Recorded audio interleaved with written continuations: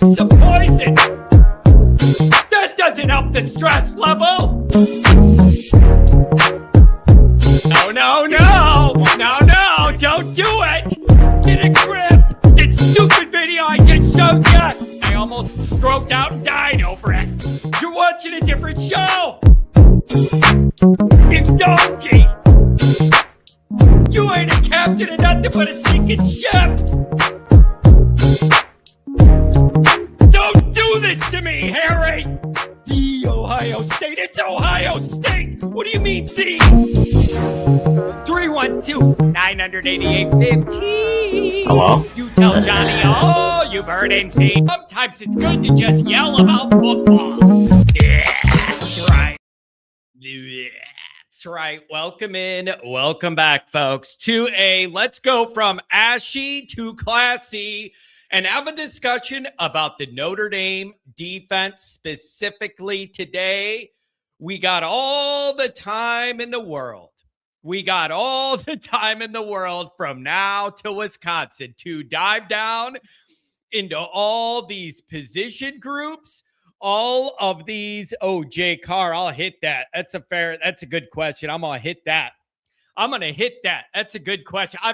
Jay Carr, I have a very specific answer for you about that question, and I've thought about it a lot. It's so weird that you bring it up because I've literally thought it through, and I'll explain it. It is. Anyways, here's the deal, man. We got all the time in the world to stretch our legs, analyze every part of this team deep down, and I want to go over the Notre Dame defense and ask some questions of you guys. I'm going to tell you this right now. That chat is juicy. It's juicy already. Like, I didn't know what to expect when I put this up or whatever. You guys are getting right to the heart of this. I see the debate. I love the debate. It's exactly what I wanted in the offseason. Conundrum. That's bad. Come on, man. That's terrible. That's bad. I'm not even going to repeat that. That's how bad that was. So I got some poll results to go over. I posed a question on Twitter. I posed a question to the Patreon paywall group. And we're going to go over some of this. And so I really appreciate all you guys getting involved in the discussion already. And I think this is going to be healthy and cathartic. I'm going to do this. I'm going to go ahead and put the link in the chat. If anybody wants to log on and share your thoughts, that's what we're here for. We have a new troll. I have not seen Kent yet this week, but we have the Western Tomb, who is here early, and he's giving Notre Dame to business. We got a new troll, baby. Western, I don't know where you came from the West Coast, West Side. I don't know where you came from, but good morning, brother. So, this is going to be fun. I have some bullet points to go over, poll results to go over. You guys have some juicy chats that I want to react to. And then if anybody wants to pop in, we'll take your calls. I realize now's the time for this. Between now and spring ball, there's a lull in the news and a lull in the action.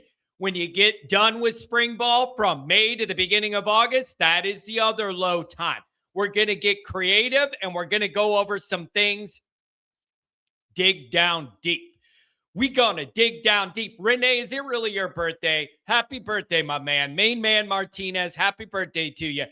Unlike John in his basement running his mouth about football games that aren't going to happen for 8 months, Renee's actually out there making America work. He's literally building things people use, building things people live in, keeping America going. Not like me. I let the other people build it, and I use what they build to come in my basement and talk to you. Most notably, Wi-Fi, man. I don't understand. I don't understand Wi-Fi. I don't get it. I can understand. Here's how simple my brain is. I can totally wrap my mind around the idea of like how wires work. You know what I'm saying? Like you plug something in and a wire, and I can wrap my mind around the idea of how like a wire works. Wi-Fi gets me, man. I don't understand. How is the internet magically through the air? Cell phones. We use it every day for every single thing you do. I can't wrap my mind around the idea that the internet works magically through the air and your cell phone just connects randomly through the air. To what? A satellite in outer space that bounces the signal? Who in the hell smart enough to come up with this stuff? Thank God there's some people a lot smarter than me that are in charge of coming up with all this stuff. Mikey turned 35 yesterday. Happy birthday. I think Renee said he was 44. Happy birthday to you guys. Cell towers. Yeah, there's a tower, but there ain't no wire connecting the tower to my place.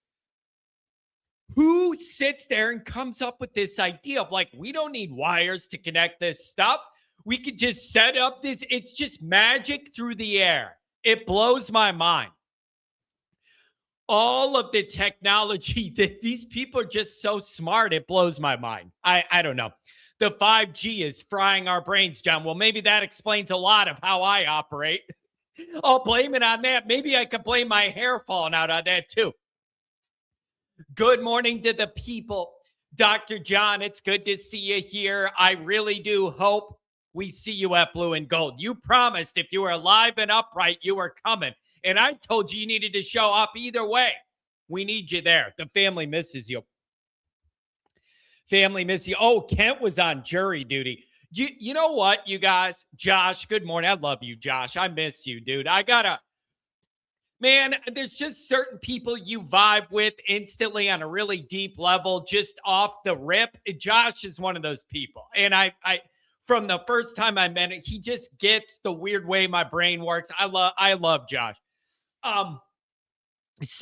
So I want to get into some of this. We got a good morning crew here, over 100 already in the off season. I'll take it. That's a good number. That's a good starting number at 9:05 or whatever it is.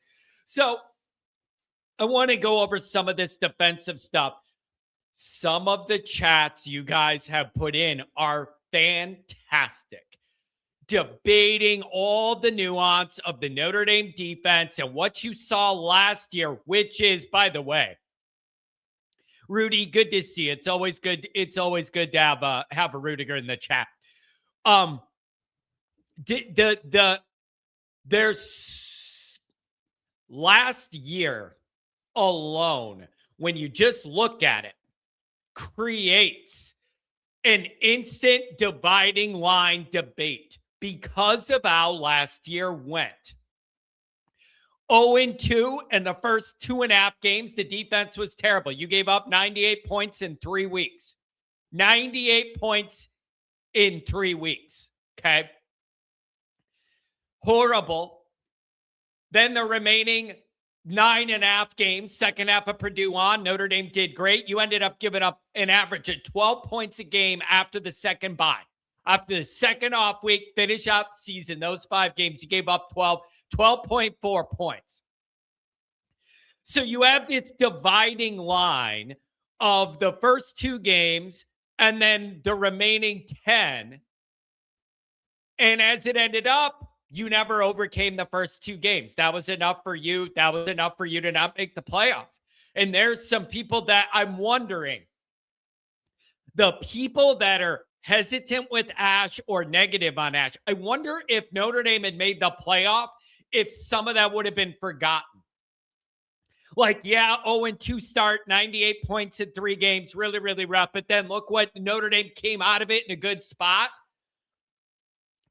And you could argue Notre Dame was playing some of the best defense in the country as the year ended. John, do you eat birthday cake? I do, as long as it's nothing goofy. Like, as long as you're not tricking me putting fruit in it or something and calling it cake. No, yeah. So I'll eat some cake. Here's what I struggle with, though. I need some balance. I'm big on like salty, sweet type blend. I like that palate, like blend. I don't do well with like chocolate cake with chocolate icing. That's too much chocolate. I would rather do like yellow cake, chocolate icing to balance that out. I struggle with like chocolate on chocolate on chocolate. It's a little too rich for me. When I say salty sweet blend, I'll give you an example. Wendy's is a good example. You get you a couple bites, your double stack, your fries, then have a bite of Frosty to blend it out with that chocolate. You have the salty and then you have that sweet to balance it out. I've never been a guy like, I'll blend the dessert with the meal because I like that balance. You get what I'm saying? I'm not going to eat all the Wendy's like salty and then eat the Frosty. I like blending in a little of that, like some of that carrot cake. Are you out of your mind? What do I look like? Bugs Bunny? I'm going to be doing a Super Bowl show next year. What are you talking about? Carrot cake? You out of your mind?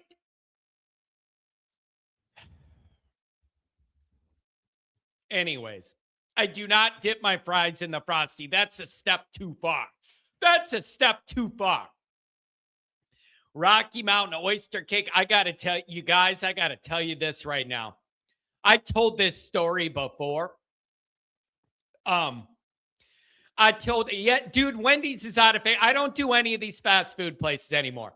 I'm done. I don't do McDonald's. I'm not doing any of this. For what they charge now, for the quality of the food now, and the portion size, I'm not doing it. I'm not doing it. I could argue maybe Culver's might be the closest fast food that may be worth it now. Good service. The order's always right. They treat you right. Everybody that works there is smiling for some reason. I'm telling you, Culver's may be the only one I'll do anymore. Chipotle, nope, I'm not paying what they cut. You ain't paying your rent. You go eat. If you go into Chipotle on a hungry stomach, you ain't making rent that month. I refuse to pay it. I won't do it. And then you got all these other like Wendy's, McDonald's, Burger King. I'm not doing it. For what they charge for a meal to fill you up, the quality is low. The portions are bad. The service is terrible. Chick-fil-A, I'll give you that. Chick-fil-A and Culver's, I'm going to give you. I'm telling you, Chipotle, I'm just proving a point. There was a while there, like once a month, I'd go in there and the cost for the same thing would go up $1.50 every time, month on month on month. I ain't paying $26 to eat lunch at a fast food burrito place. I ain't doing it. I'm not doing it. So, anyways, but these regular fast food places, I cannot justify it for the quality, the quantity, and the service for what they charge. I cannot justify it. Like when everything was $1 at Wendy's in the late 90s, early 2000s, oh my God, it was bumping. Everything was fresh. The double stack was big enough. You had the patties, the square patties hanging over the bun. Now you get the thing. It looks like a quarter. Open the bun. The actual meat looks like it's like a $50. I'm offended. I ain't doing it. And I got a bone to, bro. I will find a local, genuine Mexican place in my town for $11. You have 3 meals and it's real Mexican food. I ain't going to Chipotle. Five Guys is the other thing. Five Guys, you need to live with Five Guys to pay your bills. You eat there. Seriously, Five Guys, you need to live with Five Guys to all split the rent. You eat there 2 times a week. You kidding me? Here's the other problem. You're naming a bunch of stuff that doesn't even exist in my area. In and Out, Crystals, never heard of it. Never heard of it. So you're naming things we don't even have as an option here, man. We got regular options. We don't have no Crystals. We don't have Canes. We don't have, it's got to be Cane. We don't have any of this stuff. No, we don't have none of it. So anyways, that's my fast food thing. Dr. John was talking about oysters. Bro, I borderline judge people that eat oysters. Arby's is the other one. Yeah, you could go there. If you're in the mood for Arby's, you could go there. $23 later, you have a full belly. I can't justify it. I just can't justify it. It's too expensive for the quality of what you get. Yeah, South Georgia, you're a long way from the Illinois, Chicago suburbs, bro. We don't have any of that stuff. So anyways, but these oysters, you guys, I can't understand it. A big part of me wanting to eat something, it's got to look appealing. And when I see a half shell that came out of a river with a slimy mucus in the middle, I want to throw up, not say I want to suck that out of that shell. Disgusting. Totally disgusting. I can't handle it. And I always see it when I go to Florida because we stay on the water, on the inlet there, Palm Beach, Jupiter, whatever. And everything's right on the water, either the ocean or the inlet. So they advertise all the fresh oysters they scoop out of the bottom of the dock or whatever. And I'm telling you, man, it freaks me out. You have it's always 94-year-old pieces of leather that have been sitting in the sun for 50 years that they're salivating over. They put it on ice and they got all those mucus shells sitting there for you to pick. It genuinely scares me the way some of those old Florida people look at those oysters. All I see is a rusty half shell you pulled out of the water with mucus in it. I can't understand it. I can't understand it. Calamari, I don't know. What is that? Fried squid? I'm not eating a fried squid. I'm not doing it. Isn't that what that is? I can't do it. Tex, I love me some calamari and octopus. Well, now you're just getting fancy, Tex. You're showing off your money. That's all that is. I don't know. I just made that up. I don't eat this stuff. So I think the most exotic thing I've tried in Florida was gator bites. And it was basically like breaded chicken. You get an appetizer, the gator bites or whatever, and they're fried and breaded. It tasted like chicken. I really couldn't tell the difference. So I've gotten adventurous enough to try that. Grilled squid. What you guys are fancy, whatever. I'm just telling you, I'm weird with this stuff, but I'm on a boycott for these fast food prices. I can't justify it. It's too expensive. The quality's gone down. The service is terrible. And the portion sizes are a joke. So I'm done with those regular fast food places. So that's where I'm at there. Kent mentioned he was at jury duty, and that's why he didn't make the show the other day. I got it to escargot. Don't even know what it is. Sounds too fancy for me. I don't know what that is, but it sounds way too fancy for me. That's all I know. Kent, I've always wanted to do jury duty philosophically in my mind. I would like the idea to be able to sit there and just judge other people on their mistakes in life. That, on the surface, that sounds appealing to me. But every time I get jury duty, I call them and I say, I am the only one who works in my business. And if I'm in court for 2 weeks and can't work, I make no money and they let me out. That's how I've done it. And then in my old job, that's what I say now. And at my old job, I said it too. I said, you want me to be a jury duty? Who's going to bury everybody in the county? Because I'm the only guy. So I said to him before, I would say, I'm running all the burials in the whole county. You got me stuck in court for 3 weeks. What am I going to do? Because I'm the only guy that could sign off on that paperwork to bury these people in the whole county. So I've always gotten out of jury duty for those reasons.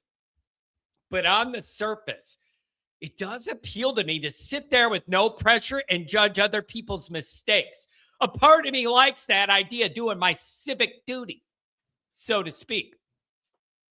All right. As always, this show has gone way off the rails. Way off the rails, but that's why you're here. Escargot. What is escargot? That just sounds like something fancy rich people eat. I don't understand. I don't understand. D-Lo, I swear I'm going to make it to the blue and gold game this year, John. I've been trying to for 3 years now.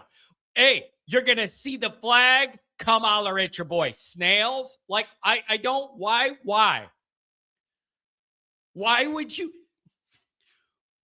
Are there really people that wake up in the morning one day and they're like, I wonder what I should have for lunch? You got all these food options. I wonder what I should have for lunch. I want to know the guy that the answer to that is snails. Like, bro, what is who's going out of their way to eat snails? Snails? You kidding me? Snails. Unbelievable. Kent says, I did too until Monday. It's a long process. Yeah, exactly.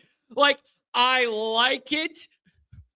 Escargot, my cargo. I know that's what's in my mind too, is Biggie Smalls rapping it. And I just thought it was fancy rich people stuff. Rodney says, I acquired food poisoning from eating gator bites about 3 weeks ago. Rodney, I got a good answer for you, buddy. You're in Indianapolis. Where do you think the nearest alligator meat is being shipped in from? At least if I'm doing any seafood in Florida, I know it's local coming out of that water. That I always have a hesitation of seafood in the Midwest. What is that journey got to be like to get that rotten alligator carcass Rodney ate that gave him the squirts for 3 days? Where does it got to come from? Son of a buck on the gator bites. You got to think about that. Red Lobster, a.k.a. the funeral home of restaurants. I swear to God, the average age of a person eating at Red Lobster is 98 and a half. It is the most depressing thing. Like, the only thing that stops it from smelling like death is it smells like the rotten lobster in the musty tank you get to pick from when you walk in the lobby. Kidding me? Red Lobster is the funeral homes of restaurant. That I swear to God, I've never seen anybody everybody in there needs a walker. Pickled pig's feet. Now just making things up. You know what? We don't have a lot of Longhorns, man. We got a Texas Roadhouse on about every corner. You can find a Longhorn, but there's a lot of Texas Roadhouses. And I'm going to give you this. I'll say this. Texas Roadhouse may be the most value for what you actually get of any of these places. Like, sometimes we'll order like a family platter for pickup. Tons of them biscuits with the cinnamon butter. Like, you could get double potatoes, a steak. It will actually fill you up. That might be one of the better values, if I'm being honest. As far as getting filled up and feeling like it's not fast food, and they actually give you a lot and it doesn't feel like they underdo it to like rip you off. Every time I've gotten Roadhouse, it is more than enough food, and I appreciate that. Anyways, yeah, the Red Lobster, it really creeps me out. The smell, I can't stand the smell. The tank with the lobster in the lobby is always musty and gross, and that turns me off. And then I look at the people in there, and I'm like, bro, is this Jesus's last meal? What are we doing? Anyways, what, Mikey? I don't think that's dinner.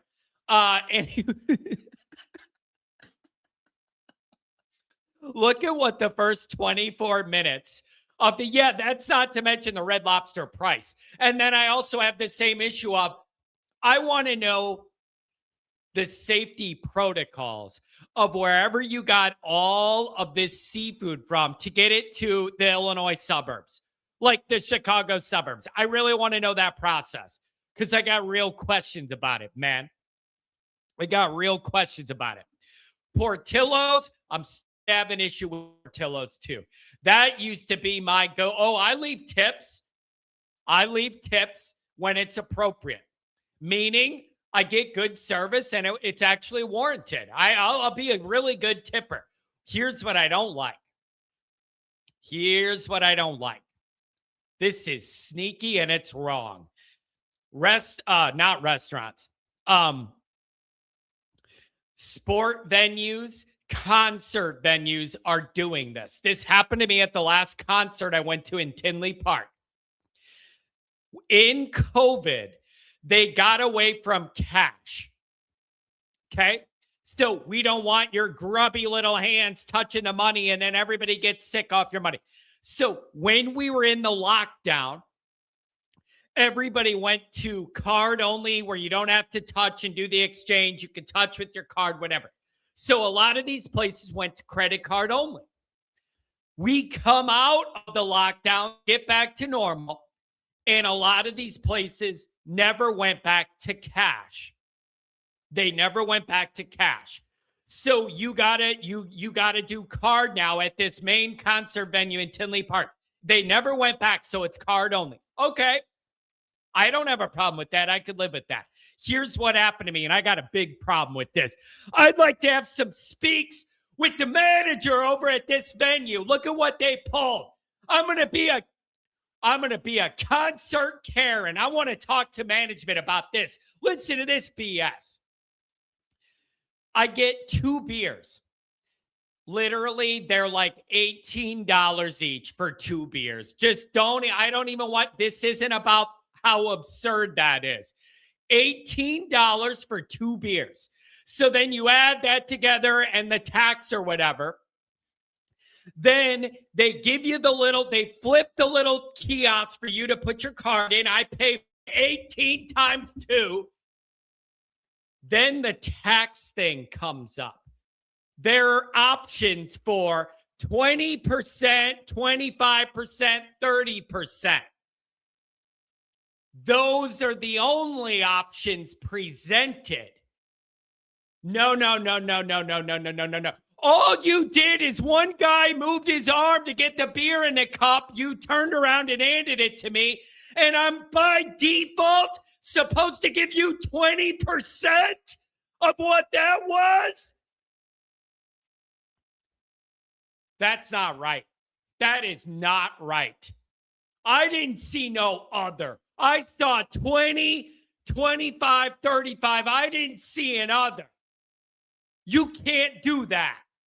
You can't do that. I saw 20, 25, 35. You get 20% for moving your arm 1 inch. I don't have a problem tipping for good service, but when you start making me feel like it's obligated, you're changing the game on me. You're changing the game on me when you make it like an obligation. I don't like that. I don't like that. Do me right, I'll do you right. Start playing games and you're going to have a problem. I don't appreciate that. I didn't see no other. And if there was an other, it was like at the bottom of the screen in tiny print. There's 80 people behind you. You got all this pressure. You don't want to be a concert Karen in front of everybody. I don't like this stuff. Then you start seeing people are starting to add on your restaurant bills and stuff. If you go to certain cities, they'll add what's called like there's like one of them's an employee health fee or an employee wellness fee, $2 built into your bill or whatever. Bro, excuse me. That is your employer's problem, not the customer's problem.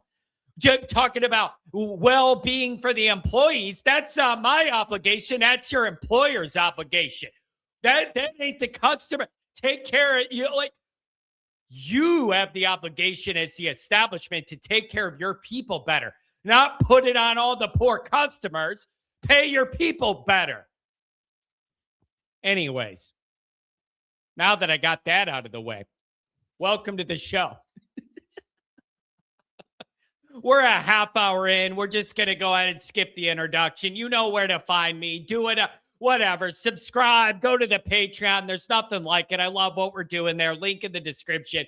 The last few episodes there with me and Mike have been amazing. We did a Saturday night show, a Monday night show, a lot of debate. I'm telling you, it's a different vibe over there. Check the link for that. Audio only, whatever, man. So we're going to skip that. Okay. I want to get on track here a half hour later. I want to get on track. I want to talk about your faith in Chris Ash running this defense. That's what I want to know. That's the topic of the debate today. Panera, all that crap is microwaved. I've seen the TikToks. All of that crap you get at Panera is microwaved, way overpriced. You know what else, too? This is a thing around here people like. I got news for you. All that Olive Garden pasta and all that BS, that comes in a bag they heat up. That ain't no real pasta. It's made somewhere, shipped to them in a bag, and they heat it up. I will say maybe they do the breadsticks. They actually cook those, and you could argue that I could just eat the breadsticks at Olive Garden and be happy. But all the other stuff comes in a bag. I've seen it at Panera, too. Oh, $22 for lunch. Let me microwave your bag of crap. No thanks. No thanks. Anyways, so I got to get into this. Here's the deal. The first 2.5 games of tough transition. The first 2.5 games of the season were not anywhere near the Notre Dame defensive standard. You gave up 98 points in 3 games. That is not the Notre Dame standard. Then the Notre Dame defense started playing much better. They ended the year playing really good defense. 12 points second half of the season they gave up per game. What you would have liked to see is that Notre Dame defense get to play playoff level teams. Okay? Because you had the first 2 rough games, you won 10 in a row. The defense was playing really just as good as anybody in the country. And you didn't get to see them in the playoff.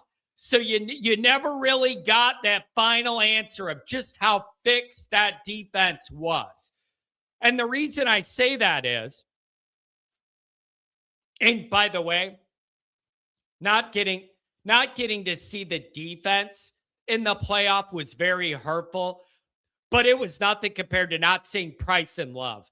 All you wanted to see was what Price and Love could do in the playoff, and you just didn't get a chance, and it was very, very painful. Quite frankly, I'm getting over it, but I'm not really over it, okay? Here's the argument that I get. When I say, look at how good that defense played 9.5 games to end the year. The pushback I get is, oh, you mean against no elite talent? Wow, good job. It's a pretty good argument. So whenever I bring up, didn't you end the year with some faith in what you saw from Ash and that defense and how much they tightened things up? I hear, yeah, against the 2 teams with elite athletes, you lost. I'll give you USC. I'll let you guys debate where USC falls in this. But they weren't a playoff team. You played 2 elite athlete rosters, and you got smoked, Loke. You got smoked like an Eazy-E song, bro. You got smoked. So the argument is, wow, congratulations. Congratulations. You did that and won those 10 games, and you didn't really play an elite roster. I'll give you USC if you want to throw it in there.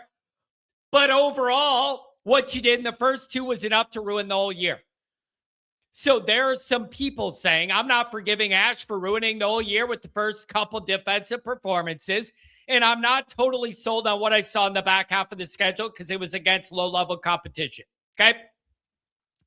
Here's what I think the reality is, and this drives Goolsby nuts. He always poses these questions to me. And, go Canes. That's a good question. I want to get back to that one. I'm going to get back to that one. Talking about pizza. Here's where I'm at with it. I think both things are true at the same time. And that drives Mike nuts because he poses these questions to me as a yes or a no, over here or over there. And I always come up with a reasonable middle ground. Here's my thought. I think both things are true at once. Notre Dame's defense got a lot better as the year went on. And it was the level to which probably was inflated a little bit because of the competition. I think that is perfectly fair that those two things could both be happening at the same time. I have no doubt that defense figured a lot out, tightened up, and was playing really good ball. But it does help. You didn't play an elite roster past USC. Even if I give you USC, the remaining 5 games were not elite rosters at all in any way. Even Pitt. Pitt. Wow. There's a huge win beating Pitt. Wow. Anyways, so I believe there's a lot of middle ground there to where all that stuff could be true.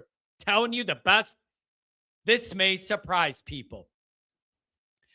The best Dunkin Donut there is the blueberry. It is. That may surprise people because I'm not a fruit in sugary stuff guy, but it isn't real chunks of blueberries. Let's be honest. It's those little specks of flavors in a cake donut with the light glaze. I'm telling you right now, the blueberry donut there is number one. It is number one. If you get those other donuts, like the frosted cherry donut that's a regular donut, if you don't eat that thing in an hour, you could bounce that thing like a basketball. Whatever those other donuts are that aren't the cake ones, they get hard as a rock in 2 minutes if you don't eat them things.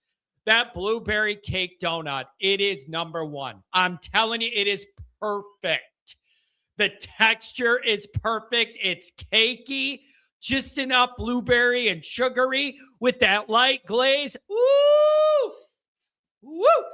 I've gone in that son of a gun and ordered 6 of them. I want a half dozen. And the girl goes, okay, what are you going to pick? I said, I'll make it easy for you. Give me 6 of the good ones. Give me 6 of the good ones.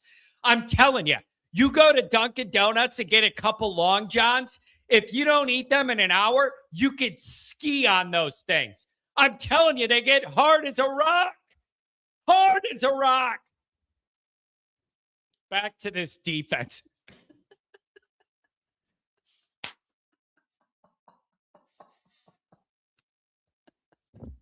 Man, I'm trying my best to have this hard-hitting Notre Dame talk, and I'm just getting distracted by all these things I have an opinion on. Somebody said, what about Crazy Bread? Is that from Little Caesars? Is they the one? They're the ones that had the Crazy Bread, right? Little Caesars. Here's the problem with that. There's so much grease. It's going to affect your crease, bro. I'm telling you, there's so much grease, you're going to have a problem. Like, that is the problem. Look at the box at the Crazy Bread. Unbelievable. Like, too much grease, it's going to affect your crease. You better be near a bathroom. I'm just telling you, man. You got to be careful about that. You got to be real careful. So I understand why there is this some anxiety about that defensive situation. And also, then that parlays into the hires. That's a part of it too. You're replacing guys at every level of the defense as assistants, and some people have problems with that because some of them are ashy. And if you're not fully in on Ash, then by default, you can't be fully in on guys that Ash brings in that he knows from his tree. So I get that. I get that. So I understand all of those dynamics. Now you have a Notre Dame 2 deep that everybody feels really good about, other than KVA. We can't forget about that. That's a big hit. One of the best defenders in the country, ACL. I believe it was Syracuse? That's a big hit. But I think people feel really, really good about Notre Dame's 2 deep in the defense. I really do. Here's the other thing. Here's the other thing that I like. This is what gives me comfort. You don't start the year against elite teams. And I'm not saying that means you could just roll the ball out there and beat Wisconsin. I'm not trying to offend those teams and look down on them. I'm just saying you should have some margin and leeway to be able to win your early games while you're tweaking some little things on defense. Last year in the first 2 games, you had to play really, really, really tight, good football to win them both, and you didn't. You did just enough mistakes. You allowed just enough bad stuff to happen to lose each of them by a score. You shouldn't have that kind of issue this year. You should have the leeway to be able to ease into the season a little bit, figure some things out while you collect wins, figure out this stuff. Last year, you didn't have that. You didn't have that. Also, it's Ash's second year. He knows the personnel. There should be mistakes that he learned from. You're riding off those 10 games where you're playing good. There's a lot of reason to believe you're not going to have that kind of issue again. But I know a lot of people that have said, John, that cost us the playoff in what could have been maybe a title year, and I am not over it. If that's where you're at, that's where you're at. If that's where you're at, that's where you're at. So, but I think that lighter schedule really gives me a lot of comfort about easing into this. It gives you leeway and margin there. I feel pretty good about it. I've never eaten at a Long John Silver's in my life. There was one in my area. I've never eaten at it never appealed to me. There was never a day in my life where I was like, you know what I need? Fast food, seafood in the Illinois suburb, in middle of Illinois. That's what I need, is some fast food fish. That would never occur to me in my life. Never occurred to me in my life to even think of that. Captain D's, I've never even heard of that. That sounds like an OnlyFans channel or something. I have no idea what Captain D's is. I'm scared to ask. Long John Silver's. I've never been to no Long John Silver's. Sharks, fish, and chips. No. Something about seafood in general in Illinois makes me nervous. Drive-through seafood in Illinois? I ain't taking that risk. I wasn't born yesterday. So let me go over the numbers. I put out a poll on Twitter, and I put out a poll on Patreon asking, do you trust Chris Ash running the Notre Dame defense? Twitter, as the time this show went live, 62%, choking myself up. 62% trust. 17 do not. 21 said, ask me after Miami. I put that as an option because to me, Miami is the next time you play an elite roster. BYU is going to be a tough trip, but it ain't because the roster's elite. It's the totality of the moment and the trip. It ain't my anxiety about that game. It's not because they have an elite dominating roster. It's the totality of that trip to Provo. Okay. So Twitter, 62% trust, 17 do not. 21, wait and see. Ask me after we play an elite roster game. Patreon, this is interesting. 41% trust, 15 do not, 45% wait and ask me after Miami. So that's interesting. Twitter, you got a little bit more trust. The do not is right around 15% at both, but you got 21% on Twitter, ask after Miami, 45% on Patreon. So I just think it's interesting. Here's the other thing, and then I'm going to go to you guys. Then we'll get some of your comments. Here's the other thing. You could argue, and it's been argued on the Patreon community chat, that the Notre Dame offense has way more questions than the Notre Dame defense this year. The two deep's pretty set with talent we like on the defense. Like, how bad could it mess up with this schedule? There is something to the idea that Notre Dame offense has a lot to figure out, and a lot of production that is now off that roster from last year. We're going to get into that. Maybe even Friday we'll do an offensive version. So I don't want anybody to think here that I'm just building in Notre Dame's offense. It's going to be some powerhouse. We'll get to that on the next show. What's going on, Pat? Hey, Johnny. How are you? From your trip? How was Florida? It was wonderful. Got to play a couple nice courses. Got to go to the beach a little bit. We got down there right when it turned warm, so it was a pretty nice time.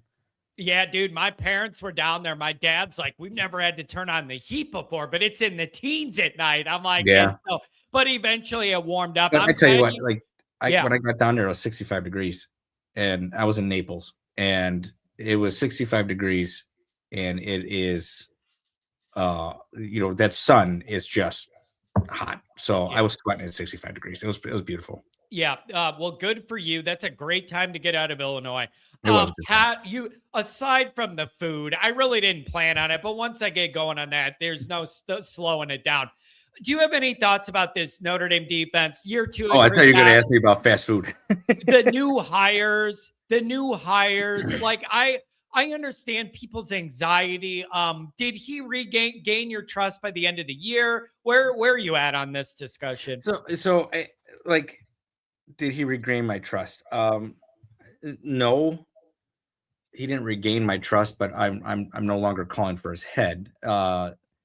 Ash was, I still blame Ash and ultimately, and I want to be clear, ultimately, I blame Marcus Freeman for this.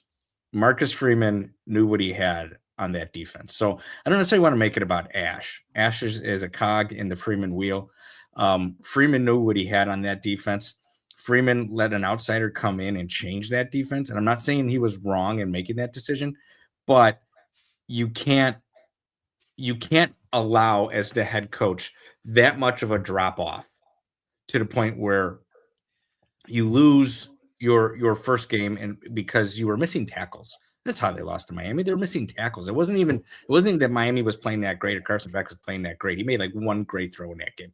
It was because they were missing tackles and they were missing, standard assignments. And then the Texas A&M game was just blah. That was just awful. And that was with a bye week in between them. So that's on Freeman. And I get it. Ash is calling the defense, but Freeman has to know what he has, and he has to be able to recognize. He has to be able to self-evaluate his football team and recognize they weren't getting it done. And one thing I've learned from coaches is they don't just watch game film; they watch practice film. How was this stuff not showing up in practice film? Did you really think your wide receiver room was that great? Did you really think your offensive line was that great? That if your defense was your defense playing better? Because then it is a different indictment altogether on the offense. But the fact that this didn't show up in practice and they rolled for it for essentially 3 weeks going that way was disappointing. And that's what cost Notre Dame that season. It wasn't ESPN. It wasn't the bowl committee. It was losing those 2 football games. At the end of the day, that's all it comes down to. Notre Dame has to win one of those games and they're in the playoff. That's it. Yep. And so it's that's the life you lead when you're independent. And so let me ask this. What about the 10 games they went on to win? Because every time I bring that up as evidence of like, don't you, the people on Patreon going against Ash, I'm like, don't you feel any better about those 10 games? Like, all that. And it's like, okay, you did it against bad competition. USC has some athletes. Everybody else does not. Let's be honest. Yeah, And it's like, well, okay, you lost to the two elite athlete rosters, and then it costs you the season. But I'm supposed to applaud that you dominated Syracuse. Like, right? What's the truth? You go over it while I blow my nose. Yeah. Okay. There's two aspects to that. Like, so I was at the Arkansas game, and I was physically there in the stadium, and I was nervous. I was with a buddy of mine, and he just wanted to go to an SEC football game. And so I was nervous because Arkansas's offense was putting up a lot of good numbers going into that game.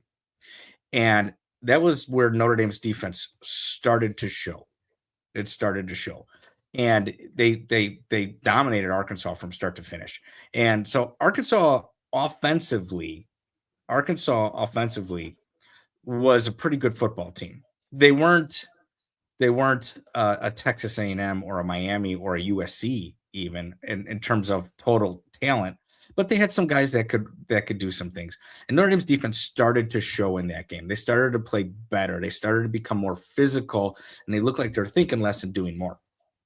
That was just my kind of in-person review of that game. My point of the 10 games is, after the A&M game, you weren't even leaking. You were a wide open busted well, and all the water was coming out. And they put a patch on it quick and immediately started showing improvements. And of course, the improvements, everyone's going to come back and say, well, the improvements are also in comparison to the talent. Sure, that does matter, but you still have to do it. I've been a Notre Dame fan long enough to remember that we were bad against the good teams and continued to be bad against the bad teams. And that's not the case. That the defense rose up and it got better and improved. And as the season went on, I grew more faith and more trust in those guys. I was starting to see better tackling. I was starting to see better run fits. I was starting to see better pass rushing. Riley Leonard, it became the lockdown corner we all believe him to be. So not Riley Leonard Moore, I mean. So there was improvements across the board on that defense. And at the end of the day, yeah, is the competition not as good? Yeah, sure. I can't argue that. I think USC is a playoff caliber team. They don't have a playoff caliber coach. I think that's the difference between USC with the team we're playing as far as talent level and them actually being a good football team. Or they're being coached up to a good football team. The way I see it, tell me if you agree with Lincoln Riley. Elite quarterback guy, elite offensive mind, like offensive schemer. But overall, as a head coach, he hasn't been able to put it all together, man. You're going on year 5 now. You're going on no playoff. You're going in year 5. Heisman quarterback and all. You're still going into year 5, and you ain't sniffed that playoff, bro. He's like Charlie Weiss with a little bit more competence. And half the belt size. But I couldn't help it. Half. It's like 3/4 of a belt. You'll know the one screen name in the season here. Charlie Weiss's last belt loop.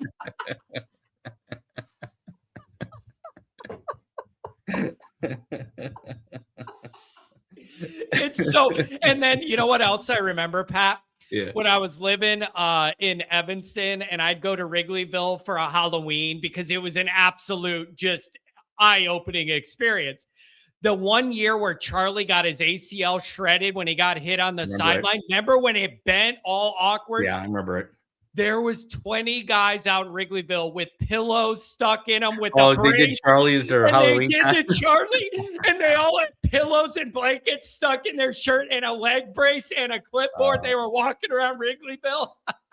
Yeah, that's true. Yeah, so it at the end of the day, it's the defense needed to show it improved. It did show it improved. Did the competition get less? Yes, but you still have to do it. So again, I don't think this is, and kind of like, I know Gilmore is, and the biggest problem I have with Ash discussions, but I agree with Gilmore.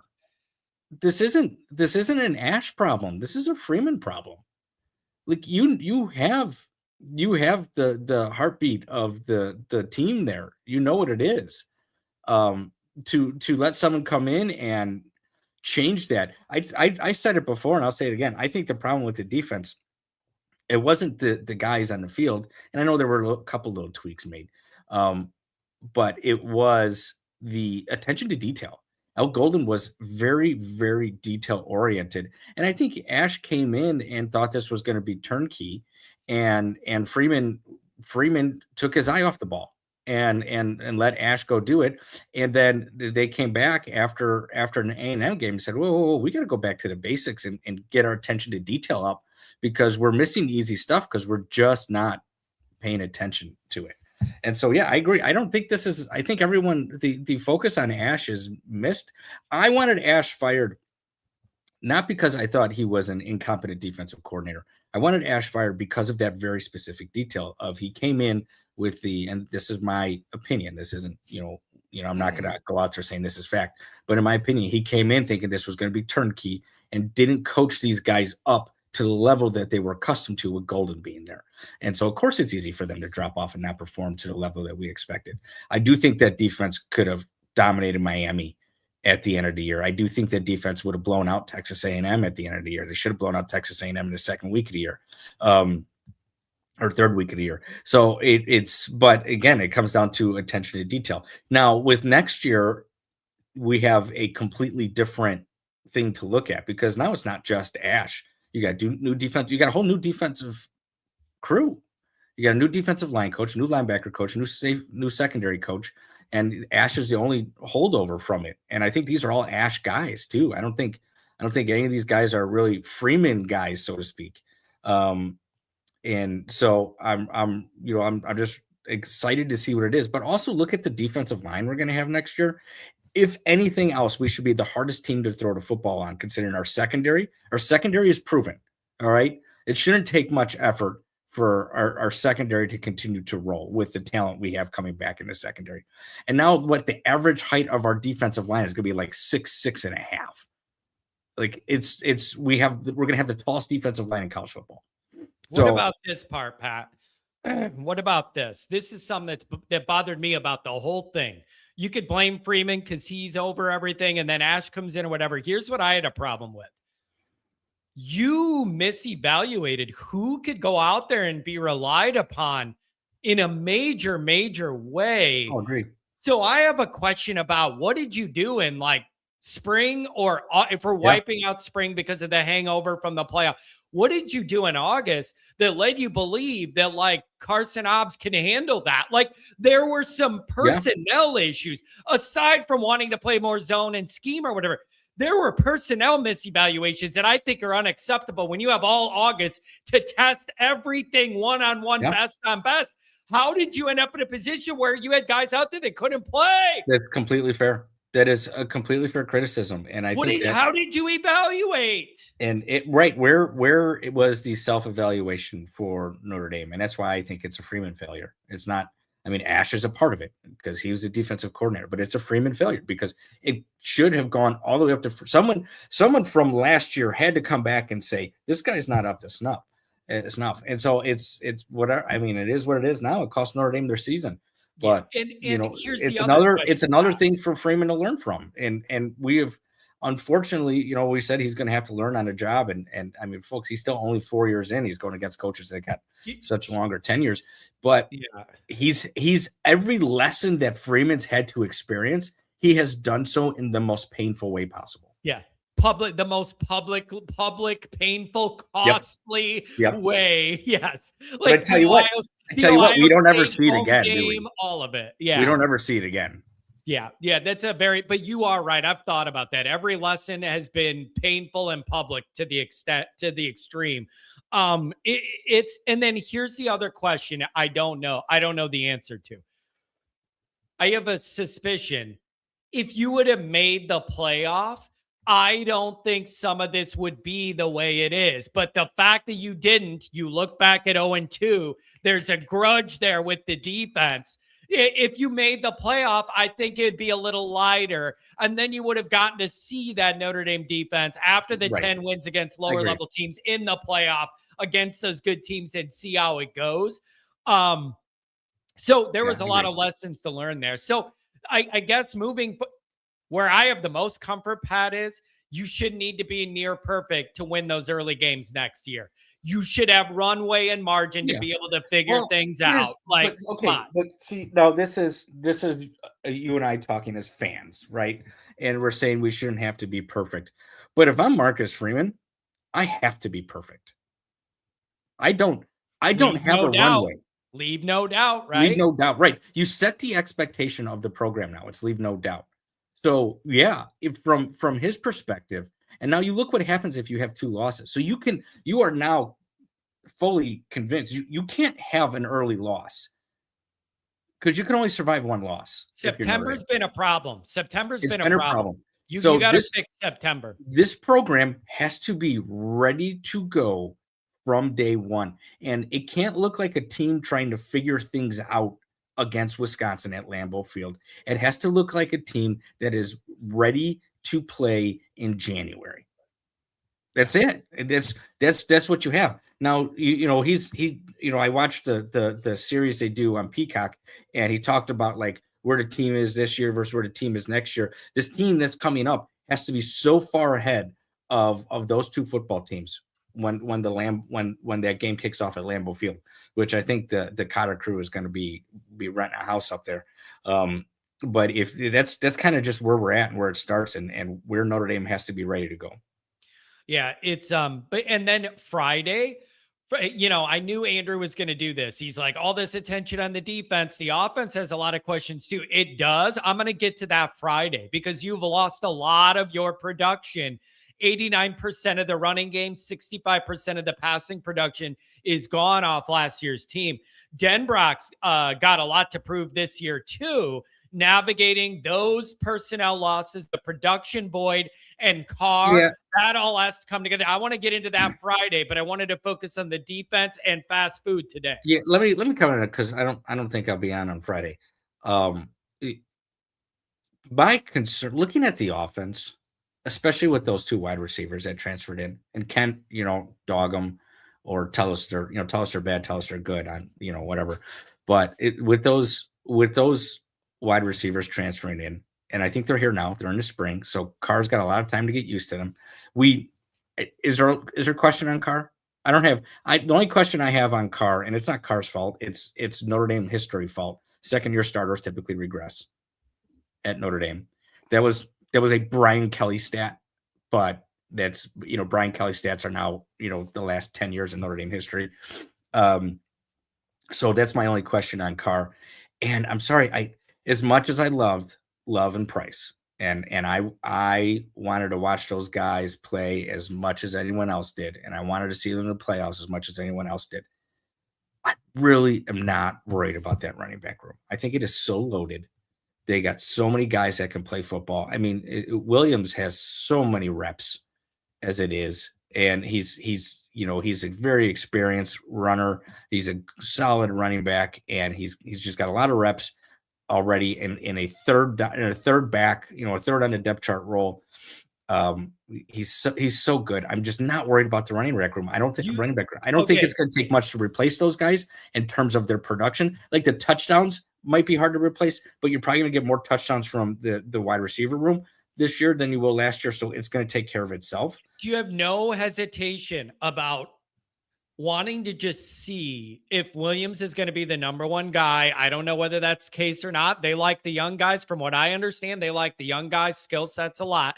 If he's the number 1 guy, you have no anxiety about a guy that was doing third string stuff being the lead guy, and that transition and obligation responsibilities, increased carry load, production. You feel like that group's going to kind of just keep going. I think that guy, I think if Notre Dame played in a bowl game, we would have seen that guy featured as a number 1 back, and it wouldn't have looked any different. Interesting. It wouldn't have looked any different. But Look, this isn't me. I like I said, I love the guys that are leaving. I loved watching them play. Running back is the easiest position to fill in football. It is. Look at the NFL. Jeremiah Love being a first round pick is an anomaly for running backs nowadays. It is very rare running backs are picked in the first round. The Bears star running back, what is his name? I don't remember the guy's name. He was like a 7th round pick from Rutgers.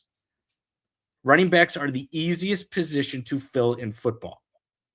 And Notre Dame has recruited high on running backs every year. So like when what's his name left for LSU, Logan, or what was his name? Logan Diggs or something like that. Yeah, Diggs. When everyone was all worried about backfilling him. Here comes Jeremiah Love. It's as long as you recruit well, you're going to be fine at the running back room. And Notre Dame recruits well, and so I'm not worried about them at the running back position. It was great having those guys. I think that's the easiest position to fill in football, in all of football. There's undrafted running backs who are stars in the NFL. Okay, so then for you offensively, it comes down to the offensive line being in 100%. one piece, playing better, the wide receivers coming together, and then Carr continuing to ascend and not having some sort of sophomore inconsistent slump, right? It's my biggest concern is going to be the offensive line, and I think it all hinges on one player and whether or not he's going to be healthy and actually plays football this year. It's a good question. That is a fair question. And according to a lot of people, including Goolsby, most talented guy naturally in that room. Yeah, absolutely. He is the most talented guy. He's the Quentin Nelson of the group, but he just keeps getting hurt and getting hurt for stupid things. So Pat, thanks for joining, buddy. I'm glad you had a good trip. I love for you that I know in usually January you get to San Diego. That's been a thing. And then so you get some California sunshine out that way, and then you could get to Florida. Good for you. All you missed is bad weather, bro. Guess what I'm doing again this year for the first time since Tony's bachelor party. I think I know, and I just hope it goes a little smoother because that was not. I'm going back to the Derby. I'm going back to the Kentucky Derby.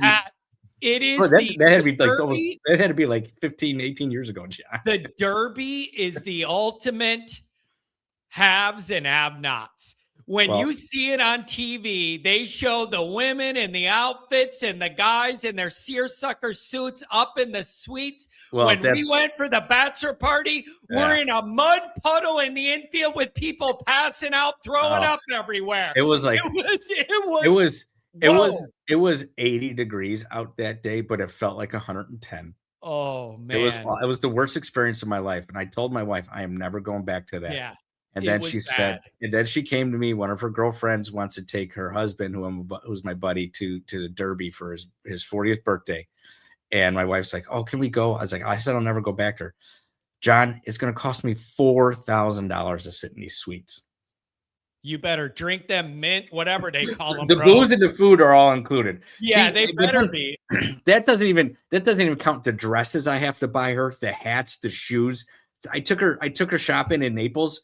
And she's like, "I feel like Pretty Woman right now." I go, "Yeah, but I'm not Richard Gere. All right. I'm not buying $1 billion company on the side right now." Yeah.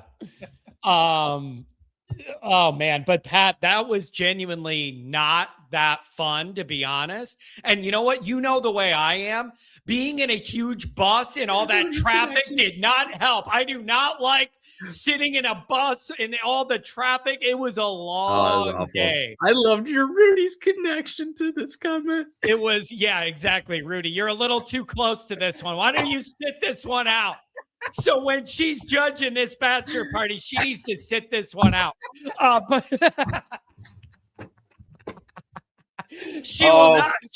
there is an inside joke here that everyone in chat's like, "What?" She will not be surprised to hear that guy missed the whole thing because he was passed out in a parking lot. Yep, that was true as well. He did miss the whole thing. Anyways, and then we had guys fighting. Oh God, Pat. Thanks for being here. I'm glad you got to do the travel and all that stuff. I saw your blue and gold conflict. Let me know how that goes. Yeah, that's just because of the Derby. So I don't because my daughter has track meets on weekends, so I'm going to have to miss one. I don't want to miss two. you could pretty much book this. We're going to have a tailgate for Miami. So just have that in your Oh, it's mind. going to be Miami. That'll be the one with the Orange County guys. They're going to do one for Miami. So we're going to do the combo with them. I think that's going to be a thing, and we're going to blow that up. So, and then I'll have one earlier in the year. But Miami's the one everybody's circling. Yeah, we're planning to be at Miami. And like I said, I'm going to the plan right now is the whole family is going to go rent a house in Lambeau. So if you want me to bring the flag and do a tailgate up there, let me know.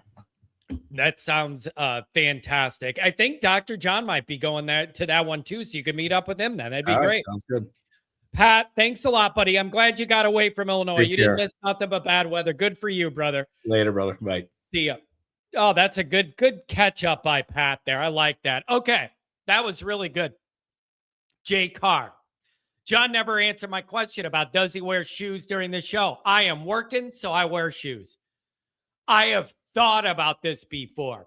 Why do I feel an obligation when I'm in the comfort of my own home to wear shoes? If you're working, you wear shoes. Unless you're a lifeguard. If you're working, you should probably wear shoes. I have never done a show here, even like I'm going to go downstairs and record 6 minutes on breaking news. The shoes got to go on. It's work. And I have this thing of that if you're working, you wear shoes. And if you're at the gym, wear your shoes too. But show us your shoes. We want to see your shoes. If you're working, you wear shoes. Here's the other thing. I find shoes to be very comfortable. When I'm in my house just walking around, I'm wearing these tennis shoes. Number one, I enjoy the comfort they provide. Number two, hoof protection. Hoof protection. You ain't stubbing nothing. You ain't stepping on nothing sharp. I'm not breaking the bottom of my hoof on my daughter's stupid little toys. Nothing. I'm a shoe guy. Don't even get me started that no one wants to see guys' hooves. No, there's no one in the world that wants to see guys' feet. Absolutely disgusting. Most guys don't take care of them. They got more bunions than Paul. There's hair, knuckle hair. The nails look like talons that are brown. You got them big white calluses. No one wants to see that in public. Guys should never show their feet. Beach, boat, pool. That's it. I'm going to repeat. Beach, boat, pool. Other than that, guys, keep them covered. Girls, there's nothing more attractive than a girl with cute, petite feet that are well put together, well manicured, with cute nails and cute shoes. There's nothing better than that. That is a turn on. That is a green flag. Guys, no one wants to see them. No one wants cute girls' feet that are all cute and done up. I appreciate that. Guys, pool, boat, beach. That's it. Otherwise, keep your nasty ass hooves covered up. No one wants to see them. No one wants to see them. That's my story on that. Okay? And I'm never pulling off of it. I don't care when I'm in Florida and it's 198 degrees and we're walking around. If we're not at the pool, the beach, or the boat, I'm wearing shoes. I'm wearing shoes. Anyways. Tex says, what if my feet are all done up? Are you a cute girl? No, you're not. Good looking man for your age, though, by the way, Tex. I'm just going to say that. Yeah, that's my OnlyFans channel. Always foot fetish. I'm going to give you that one. I'm going to give you that. Tex looks like he's my age, but he's like 10 or 12 years older. I'm going to give you that. Tex is in good shape, well put together. That guy looks a dozen years younger than he actually is, actually. I'm going to give him that. Yeah, Mark sent me a picture of his foot one time. I had to go in the bathroom and throw up. Unbelievable. Rodney, what's going on? Feet. That's what's going on. Feet. You, Rodney, you're a sandal guy. You're a sandal guy. You're one of them, and you know it. Yeah. You know it. You're a sandal guy to Notre Dame games, all the dust and everything that could happen at a football game. Yeah. I've seen you rock those sandals, Rodney. You're on the list. In the summer, spring if it's nice, fall if it's nice. But yes, I don't. But I agree with you, John. When you take your shoes off, especially in someone's house, it's a house party, you better damn well have some socks on, and those socks better not have been on your feet all day either.